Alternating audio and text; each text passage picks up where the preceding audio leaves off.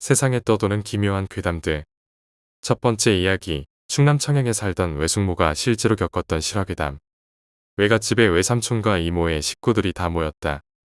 다음 날 벌초를 가야 하는데 외숙모가 운동을 하다가 발가락을 다쳐서 사촌 동생과 단둘이 집을 보기로 했다. 다음 날 어느덧 해가 질 무렵이 왔고 외숙모는 벌초팀들이 배가 고플까봐 가마솥에 불을 지피려 나왔다. 그런데 대문 쪽에 웬 여자가 소름 끼치도록 무섭게 웃고 있는 것이었다. 여자의 생김새는 쪽두리로 야무지게 머리를 고정시켰고 눈은 찢어진 것처럼 가늘고 길었다. 얼굴은 30대 중후반으로 보였는데 흔히 귀신 이야기에 나오는 흰색 소복을 입고 있었다. 외숙모는 여자가 무서운 표정으로 낄낄거리며 웃고 있으니까 너무 놀랐다. 그리고 순간 뭔가 잘못되었음을 직감했다. 그런데 더욱 무섭게 여자는 한 걸음 외숙모 쪽으로 걸어오는 것이었다. 외숙모는 도대체 누구시냐고, 왜 들어오시냐고 물었지만 여자는 아무 말도 없이 그저 낄낄 웃으며 다가왔다. 그런데 숙모가 찰나에 생각하기를 자신한테 오는 것이 아니라 방에서 자고 있는 사촌 동생을 노리는 것이 아닌가라는 생각이 들었다. 그래서 여자보다 서둘러 방으로 들어가려 했다. 하지만 설상가상이라고 했던가 발가락이 불편한 상태의 바닥 흘기 상태가 좋지 못해 미끄러졌다. 외숙모의 예상대로 여자는 방으로 들어가려 했다. 그런데 여자가 문고리를 만지려고 하자 마치 감전이라도 된 듯 튕겨나가는 것이었다. 여자는 다시 낄낄거렸다. 그리고 누군가와 이야기를 하는 듯 내 놈이 방해하는구나 라고 말했고 여자는 다시 방문으로 걸어가 문고리를 잡았다. 그리고 다시 튕겨나갔다. 이번에는 여자가 위기를 느꼈는지 짐승이 뭔가를 경계하는 듯한 자세로 몸을 웅크리고 방문을 노려봤다. 외숙모는 순간 그 여자가 귀신이나 악귀라고 감지했다. 그리고 또 다른 누군가가 자신을 도와주고 있다고 예감했다. 귀신은 계속 기분 나쁘게 웃으며 마당 주위를 돌았다. 외숙모는 무서웠지만 하나밖에 없는 딸을 지키기 위해 주위의 냄비, 호미, 장작 등을 여자에게 던졌고 여자는 요리조리 피해 다니며 비웃었다. 그리고 매섭게 외숙모를 노려보는 순간 대문이 열리는 소리가 났다. 벌초팀들이 모두 온 것이었다. 여자는 외숙모를 매섭게 째려보고 사라졌다. 우리가 외갓집에 도착했을 때 숙모는 털썩 주저앉아 울었다. 그리고 자신이 좀 전에 겪은 이야기를 해주었다. 귀신이 나타났지만 누군가가 지켜줘서 살았다. 하마터면 여자가 사촌 여동생을 해코지하려고 했을 것이라고 말했다. 그 이야기를 듣고 외삼촌과 엄마, 이모들은 누가 시키지도 않았는데 아버지라고 말했다. 충남 청양 같은 시골에는 예전부터 떠돌던 이야기가 있다. 송각시라는 요물이 나타나 동네 아이들을 잡아가는데 주로 애들을 유혹해서 강물에 빠뜨리거나 산속으로 유인해서 벼랑으로 떨어뜨린다고 한다. 아무튼 외할아버지가 도와줬는지 어땠는지는 알 수 없지만 당시 10살이었던 나는 외숙모가 겪은 이야기를 듣고 소름이 돋아 무서워서 잠도 못 잤다. 이야기를 요약하자면 외숙모와 사촌 동생이 벌초 가는 날 집을 지키다가 외숙모가 대문 앞에서 기묘하게 웃는 여자 귀신을 목격했다. 여자 귀신은 무섭게 웃으며 접근했으나 방으로 들어가려 할 때마다 마치 보이지 않는 힘에 의해 튕겨나가며 실패했다. 외숙모는 여자 귀신을 막기 위해 주변에 물건을 던졌고 결국 벌초팀이 돌아오자 여자 귀신은 사라졌다. 가족들은 외할아버지가 이를 도왔다고 믿었다. 두 번째 이야기, 귀신 보는 사람의 인터뷰. 귀신은 존재하는가? 있다. 그런데 없다. 이 말인즉 우리가 생각하는 눈, 코, 입 다 달린 귀신은 없다. 그런데 분명 사람이 죽으면 혼백이라는 것이 있는데 혼은 죽은 자리에 남고 백은 우주로 자연으로 떠돈다. 그럼 원한을 가진 귀는 무엇인가? 그대로다. 가령 억울하게 사고를 당해 즉사한 사람. 이 자리엔 꼭 혼이 그곳에 붙들려 있다. 백은 원하는 곳으로 떠돈다. 이것이 현생의 모습 그대로 나타날 때가 있다. 나 같은 점바지들에겐 그런 형태가 가끔 보인다. 귀신 중에 좋은 귀신과 나쁜 귀신이 있는가? 대체로 조상 귀신이 나쁜 것들이 많다. 생전에 못한 걸 자손을 괴롭혀서 해하는 것들이 많다. 그 이유는 무엇인가? 생전에 깨닫지 못해서다. 무엇을 깨닫는다는 건가? 죽고 사는 건 하늘의 뜻. 설령 억울하게 죽어도 팔자다. 죽음도 인생의 일부다. 할매는 귀신점을 보는가? 그럼 귀신이 몸 안에 들어오는가? 그건 무당이다. 난 빙의는 되는데 거진 백이 내 곁에서 속삭이듯 내 눈에 이미지가 보인다. 귀신은 무조건 무서워해야 하는가? 100명의 백이 있고 그 100명이 각각 죽고 묻힌 백군들 있든 혼중에 사람을 해코지하는 건 두세 개뿐이다. 이들은 단지 존재를 몰라주니 해코지하는 거지 해치려는 게 아니다. 행여 혼백이 눈에 보이는 사람들 무서워 마라. 살아생전 인간들이다. 귀신을 쫓아내는 게 퇴마라고 하던데 그거 잘못된 거다. 쫓아내려면 더 발악하는 게 혼백이다. 달래줘야 된다. 할매는 귀신을 보니까 대화도 많이 하는가. 내가 신당 차리고 아침 저녁 술 올리는 건 오다 가다 갈 곳 못 찾는 혼백들을 위로하는 거다. 그럼 그들도 편하고 나도 편하다. 귀신에게 덕을 푼다는 거 일반인도 가능한가? 큰 길가 사거리, 어두운 골목길과 공사터, 이곳엔 꼭 있다. 거기 술 한잔 정성스레 뿌리는 것도 기도의 일종이다. 차고사 지내는 거랑 같다고 봐라. 귀신이랑 친해질 수 있는가? 절대 친해지지 마라. 진짜 큰일 난다. 내 대가 아닌 후손 때에 큰일 치른다. 자살한 사람과 사고사 당한 사람들은 원기가 되는가? 원기가 아니다. 단지 그 혼백들은 억울해서 하소연하는 거다. 나쁜 귀신은 조상기 말고는 없다고 봐라. TV를 보면 흉측한 모습으로 나오는 건 무슨 이유인가? 곱게 죽어야 하는 이유가 그거다. 혼백은 죽은 그때의 모습을 기억하고 있는 거다. 네가 깨져 죽었다면 네 혼은 깨진 모습이다. 그 깨진 흉측한 이 모습을 보고 너는 없는 고통을 만들어내고 사람들한테 울부짖게 된다. 그래서 자살하지 말라는 거다. 귀신들은 자신들이 귀신인지 아는가? 모른다. 거의 100에 80은 지가 죽은지 모른다. 알면 우주로 가든지 한다. 그럼 지가 죽은지 모르는 귀신은 뭐 하는가? 죽은 모습 그대로 혼과 백이 떠돈다. 우리네 일반이 소위 말하는 귀신, 원귀. 영화에 나오는 흉측한 게 그거다. 대구 지하철 참사, 삼풍백화점 그런 거 보면 그 자리에 많은 혼백이 있는가? 함부로 입 밖에 내지 마라. 그 혼백들은 전국을 떠돈다. 위령제 같은 거 아무 소용없다. 그 각기 사연이 얼마나 구구절절한지 생각해봐라. 그게 무슨 말인가? 낮에도 혼백은 우리 사람들의 행동과 말을 다 보고 듣는다. 언놈이 술 처먹고 가다가 대구의 사고로 죽은 사람들 욕해봐라. 10중 8구 혼백이 해코지한다. 술 먹고 가는데 차로로 밀든 지갑을 잃어버리든 말이다. 착하게 살면 정말 복을 받는가? 착하게 살면 길신들이 돕는다. 길가에 있는 혼백들을 말한다. 착한 일을 하면 없던 재수도 생긴다. 할매가 그렇게 말하니 겁난다. 지금 네 뒤에도 있다. 그게 누군가? 나쁜 귀신인가? 걱정 마라. 어떤 할매인데 네가 훗날 사고 날 때나 돌봐줄 할매다. 실제 고속도로에서 3년 후 뒤에서 사중추돌로 처박혔고 내가 마티즈를 타고 있었다. 차량의 80%가 파손되었고 정말 다행히 내가 엎드린 모양대로 찌그러져 타박상만 입었다. 내 차를 박았던 트럭 기사는 튀어져 나와 중상을 입었고 그 뒤 소나타 옆에 탄 사람은 사망했다. 돈을 많이 벌게 해주진 않는가. 무엄하다. 입 조심해라. 기독교, 천주교, 불교에서도 귀신을 믿는 입장인 듯한데 하느님, 부처님의 차이가 뭐냐? 사람들이 착각하는데 불교엔 귀신이 없다. 이건 내가 정확히 안다. 깨달음의 종교이다. 민간 신앙과 인도의 신앙이 합쳐진 거라 귀신의 존재가 나온다. 석가열애와 미륵불도 그렇다. 고타마시타르타께서는 깨닫음을 얻으시고 현자가 되신 거다. 고타마시타르타가 누구신가? 너가 잘 아는 부처님이다. 부처라는 것은 형상이 없다. 신선처럼 날아가는 게 아니다. 깨달으면 그만큼 신선처럼 가벼워지는 걸 은유적으로 표현한 것이다. 그럼 할매도 산에서 깨달음을 구하지 왜 내려왔는가? 난 내가 잘한다. 난 무식해서 연을 끊지 못한다. 그럼 기독교와 천주교도 설명 부탁한다. 기독교와 천주교에서 말하는 하느님은 귀신의 대장이다. 엄청 기가 세다. 잡기가 아닌 신이다. 그래서 교회와 성당에 다니면 조상귀도 다 빠져나간다. 정말 하느님이 존재하는가? 존재 유무가 문제가 아니다. 세상 만인이 떠받들고 있다고 믿으면 그 믿음 자체가 신을 존재케 한다. 할매가 봤을 때 내 미래는 어떨까? 31살부터 풀린다. 너는 절대로 사업하지 마라 망한다.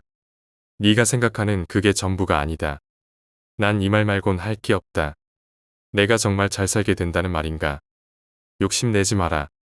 집 한 채 못 가질 사람, 굶어 죽을 사람도 많이 봤다. 50살부터 이름을 떨친다. 30년간 공부 많이 해라. 필시 크게 이름을 떨친다. 암튼 귀신이란 것에 대해 다시 생각하게 되었다. 할매님 감사하다. 어디 가서 내가 한 말을 말하되 그것만 말해줘라. 겁내지 말고 자연의 한 부분이고 너도 나도 죽으면 혼백이고 우주다. 자살하면 엄청 고달파진다. 지옥으로 떨어진다는 게 아니다. 자살한 귀들은 우주로 가지도 못하고 애달프다. 제발 자살은 하지 말아라. 과학자들이나 귀신을 안 믿는 사람에게 한마디 하자면 믿기 싫은데 어쩌란 말이냐. 나도 혼백을 보지만 죽고 나야 알겠지. 있다 없다가 중요한 게 아니라고 몇 번 말하나. 우주의 순리대로 살다 가면서 서로 아웅다웅 살아가는 거. 돈과 욕심 때문에 사람 해치지 않고 서로 나누면서 사는 게 중요하다. 돈과 명예, 권력 다 부질없다. 많이 가진 사람들이 죽으면 원귀가 될 가능성이 더 크다. 아깝고 깨닫지 못했거든. 넌 그러지 마라. 마지막으로 할매 할 말 있는가? 차나 한 잔 더 해라. 사람들 많이 도와라. 술 많이 먹지 마라. 넌 술이 문제다. 술 처먹고 헬렐레 거리고 다니면 생전에 술 좋아했던 혼백들이 친구하자고 해코지한다. 농 아니다. 진짜다. 술 처먹고 바다랑 산에 가지 말란 이야기가 농이 아니다. 세 번째 이야기, 녹음실 괴담. 저는 녹음실을 운영하면서 소소하게 음악 작업도 합니다. 귀신이 음악을 좋아해서인지 녹음실이 보통 지하에 있어서 좋아하는지 잘 모르겠지만 분명히 있긴 합니다. 어떤 곡을 작업할 때였어요. 원래 엔딩 부분을 연주곡으로 마무리할 생각이었습니다. 근데 그 부분을 작업할 때 중저음의 목소리로 멜로디를 따라 부르더라고요. 소름 끼쳤지만 혹시나 해서 여자 보컬에게 시켰는데 더 괜찮더라고요.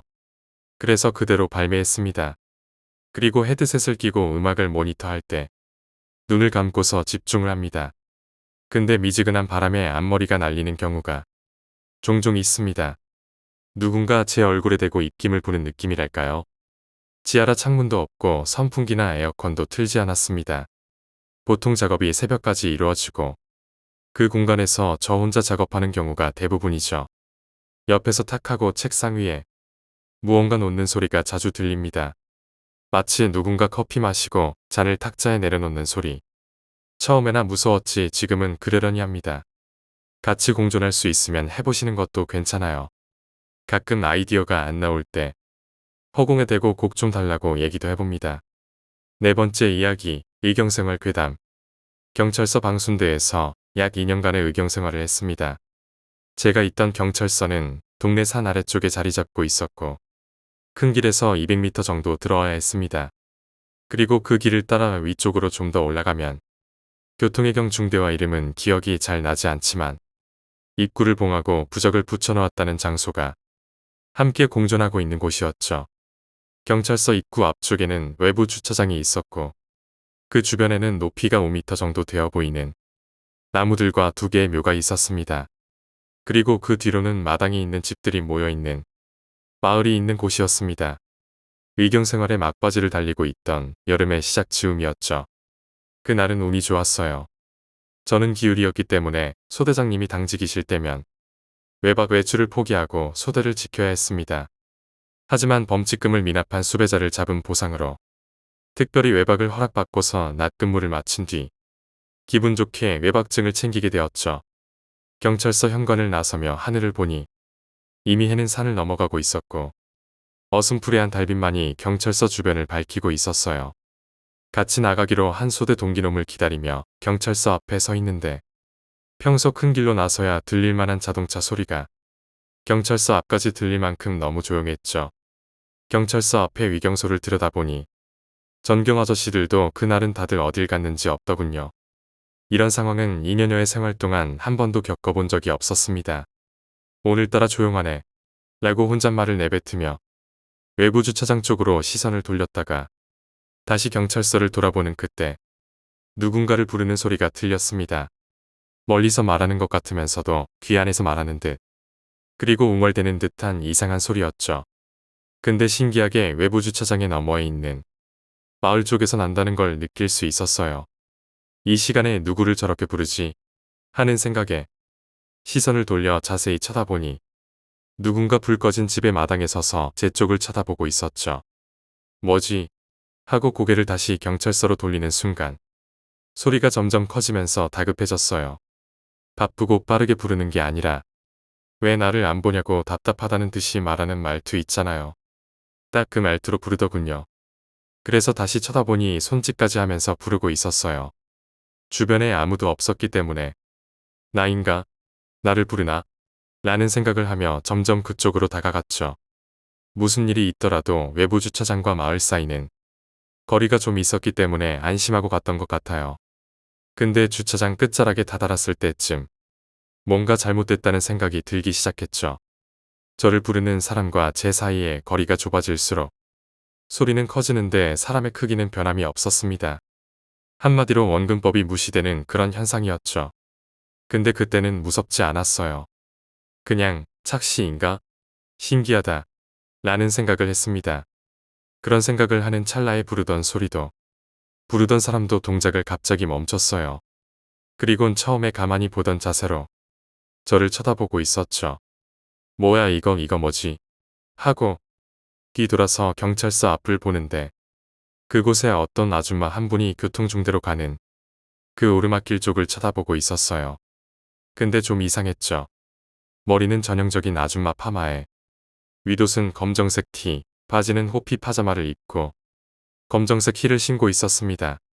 중요한 건 얼굴이 잘 보이지 않았어요. 옆모습이라 그럴 수도 있었겠지만 약간 얼굴 쪽만 짙은 그림자가 져 있는 것 같았죠. 그리고 다시 고개를 돌려 마당을 보니 그 사람이 없어졌는데 그 옆에 무덤 쪽 나무들 사이에서 저를 쳐다보고 있었죠. 그때부터 정신이 없었어요. 한 5초간 멍했다가 불현듯 큰일 났다. 귀신한테 홀렸다. 여기 있으면 진짜 큰일 나겠다는 생각에 빨리 큰 길로 나가려고 발에 힘을 주는데 힘이 안 들어갑니다.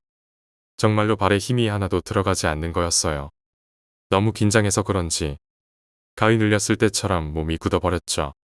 당시 제가 나이키 에어를 신고 있었는데 제 몸무게와 중력이 곱하기 된 것처럼 발에 모든 하중이 쏠린 느낌이었고 신발의 에어가 곧 터져버릴 것 같은 그런 느낌이었어요.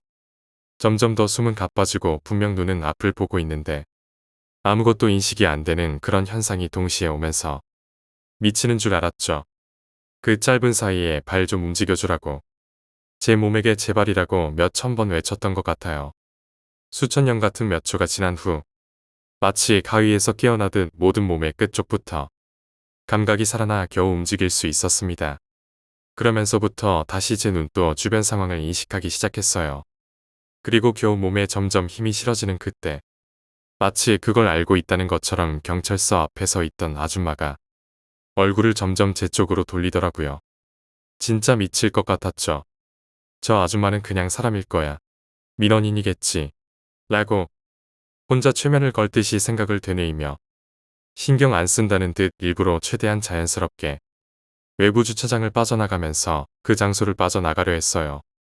갑자기 뛰면 제가 지금 상황을 다 알고 무서워한다는 걸 알려주게 되면 제대로 홀릴 것 같았으니까요. 아줌마의 시선을 무시한 채 외부 주차장을 천천히 빠져나오면서 점점 거리가 멀어지자 안도의 한숨을 쉬었죠. 정말 민원인이었나? 하면서 뒤를 돌아보니 아주머니는 어느새 저를 정면으로 쳐다보고 있었어요. 여전히 얼굴은 짙은 그림자가 낀 것처럼 안 보였지만 몸은 저를 보고 있었죠. 놀란 저는 바로 얼굴을 돌려 앞을 보면서 빠르게 걸어가는데 바로 뒤에서 하이힐 소리가 들립니다. 등 바로 뒤에서요. 발걸음을 멈추면 등 뒤에서 부딪힐 것만 같은 그런 거리였습니다. 저는 그 소리와 함께 진짜 태어나서 처음으로 숨도 쉬지 않고서 전력 질주했습니다. 큰 길까지 미친 듯이 달렸어요. 달리기를 태생적으로 못해 학교 체력장 때도 100m, 오래 달리기 모두 꼴찌였고 입대 후에도 훈련 날만 되면 소대 분위기를 잡치는 주범이었던 저였죠. 근데 그때만큼은 정말 숨도 안 쉬고 엄청 빠르게 전력 질주를 했습니다.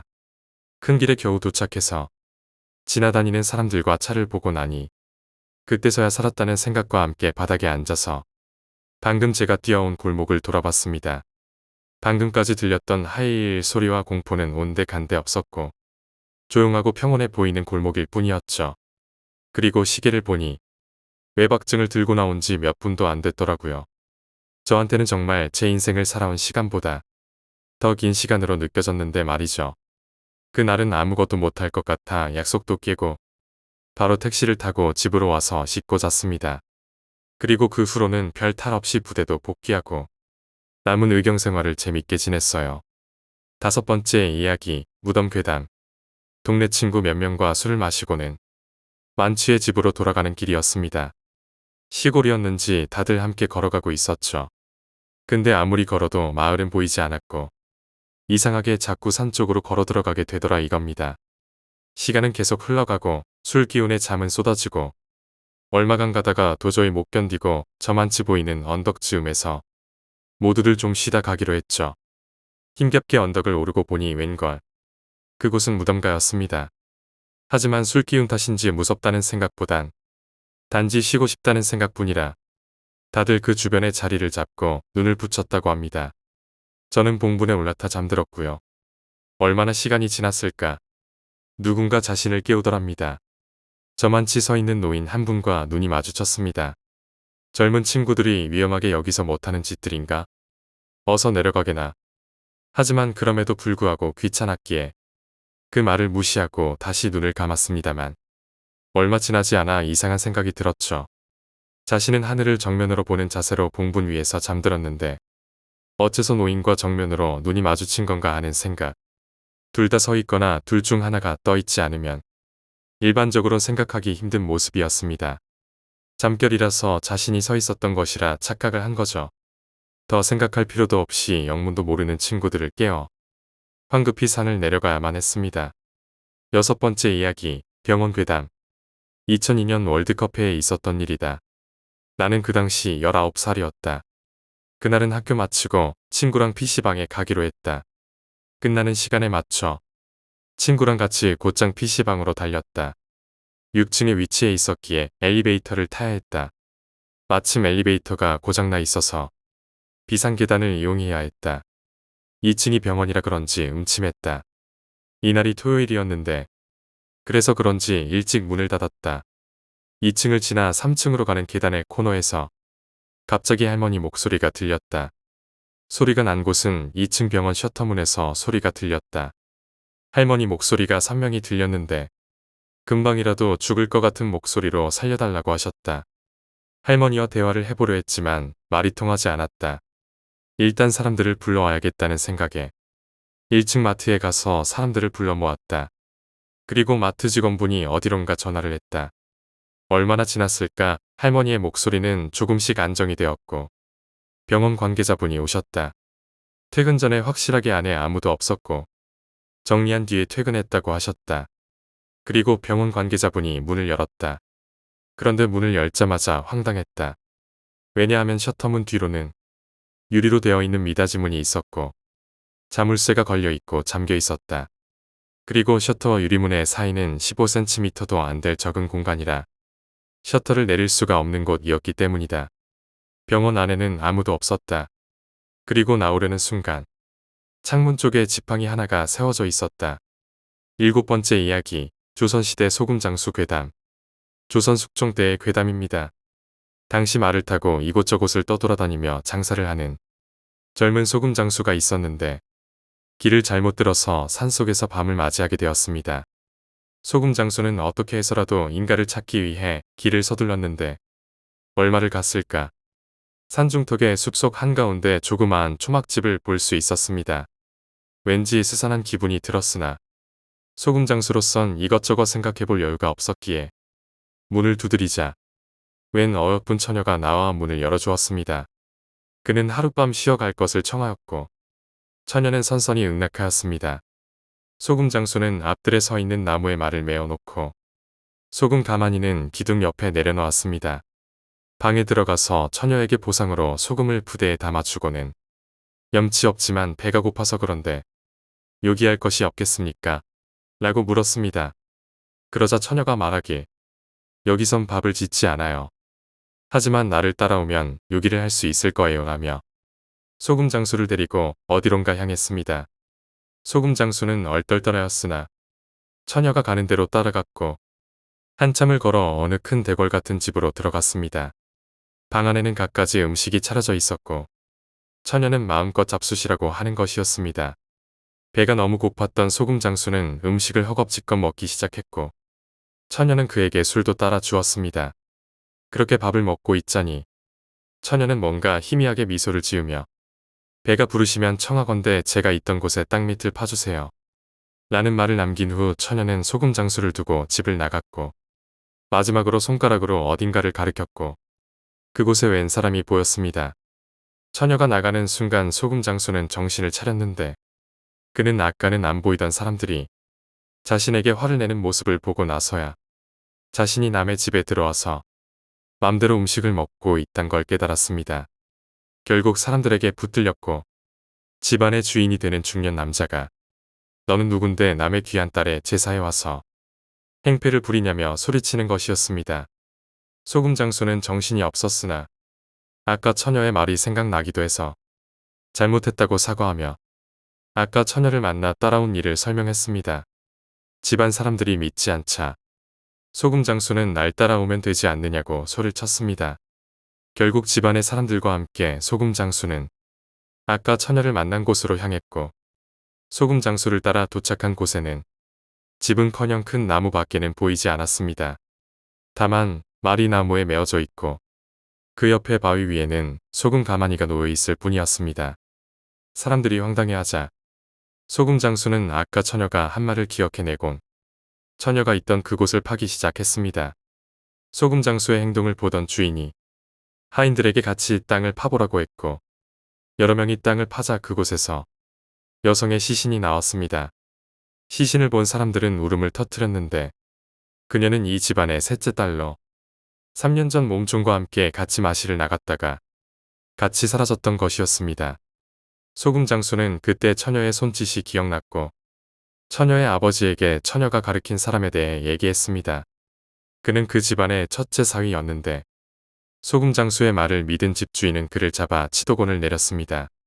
사위는 완강히 부인하다가 결국엔 실토를 했는데 그는 어여쁜 막내 처제에게 음심을 품었고 막내 처제의 몸종을 매수해서 같이 마시를 나가 자신이 있는 곳으로 데려오게 했고 이후 처제를 덮치려 했으나 처제가 완강히 반항하자 홧김에 죽인 다음 나무 밑에 시신을 파묻은 것이었습니다.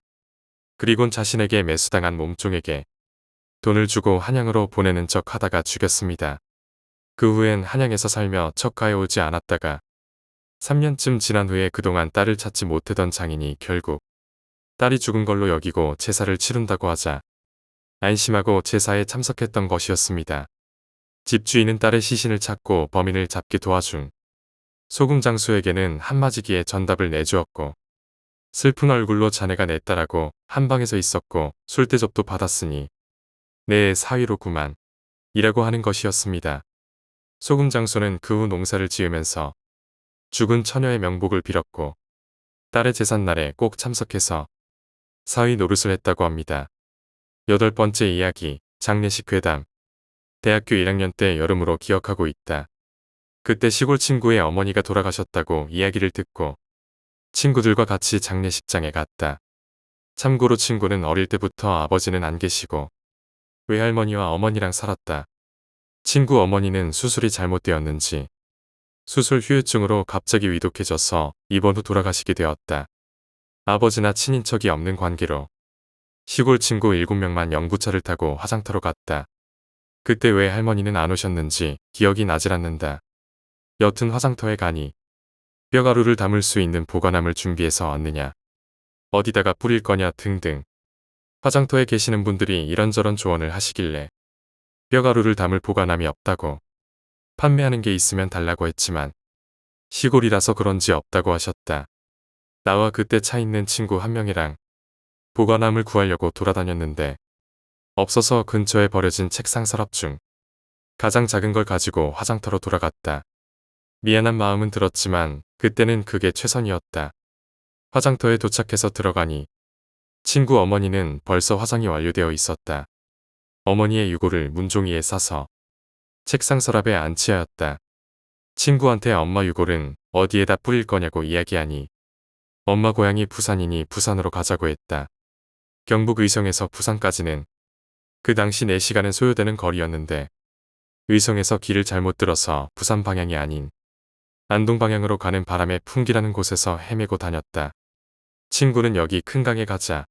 낙동강이니 부산까지 흐를 거 아니냐. 그렇게 풍기 근처에 있는 큰 강 근처에 차를 세우고 어머니 유골함을 들고 강둑을 내려갔다.